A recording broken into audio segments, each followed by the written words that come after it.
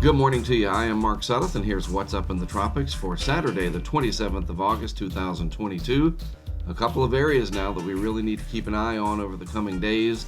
The first in the Caribbean Sea, the second way out here in the deep tropical Atlantic. If we expand to the 5-day time frame, the Caribbean system headed into the vicinity of possibly the Yucatan as it tries to develop further.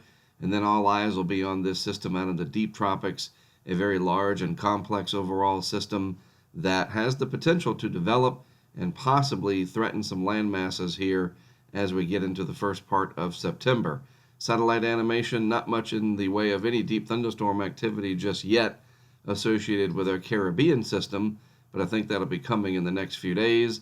And then there's the very large and sprawling tropical wave and just this big pouch of energy sitting out in the central tropical Atlantic that more and more of the computer models now are jumping on board to develop. And just overall, looking at the satellite animation, a lot more in the way of deep thunderstorm activity, or what we call convection, as the Madden-Julian oscillation upward motion is now favored in this part of the world. And we're seeing that with an increase, as I mentioned, in shower and thunderstorm activity basin-wide. And then look even over Africa, just a very large area of deep thunderstorms about to move off. We should start September a lot more busy than we had. Well, we had nothing in August, so anything that happens in September will be busier than August. But in all seriousness, it does look like September could begin very active indeed. The vorticity signature, not much at all in the Caribbean just yet, but again, I think in the next few days that'll start to change. Meanwhile, this very large area of vorticity and energy out in the deep tropics here, we're going to watch this closely over the coming days.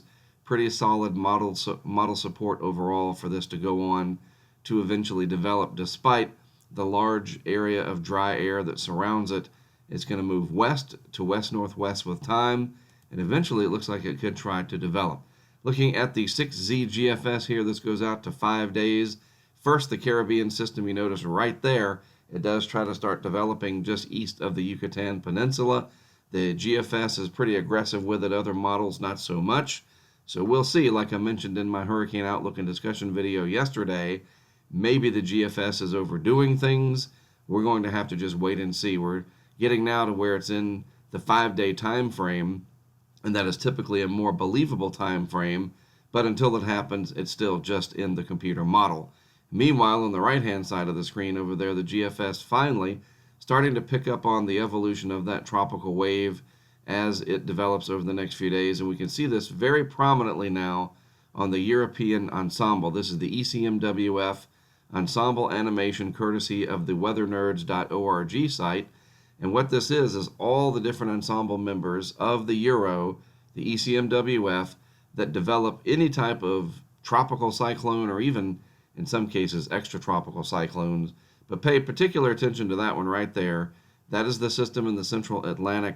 Almost all of the members do develop it and send it off to the west-northwest, generally into the vicinity of the Bahamas. A few of the ensemble members do scrape parts of the islands, the Lesser and the Greater Antilles perhaps. Bottom line, it is getting towards the heart of hurricane season. We do have a viable candidate for development out here. Certainly the one in the Northwest Caribbean, less model support for that. But the one in the central Atlantic, a lot more in the way of model support. So we're going to have to watch this very closely over the coming days, obviously, and we'll certainly do that here as things evolve. All right, well, that'll do it from me for this morning. I'll be back this afternoon with a complete and in-depth look at everything with my Hurricane Outlook and Discussion video. Until then, have a great rest of your Saturday. I'll talk to you again later this afternoon.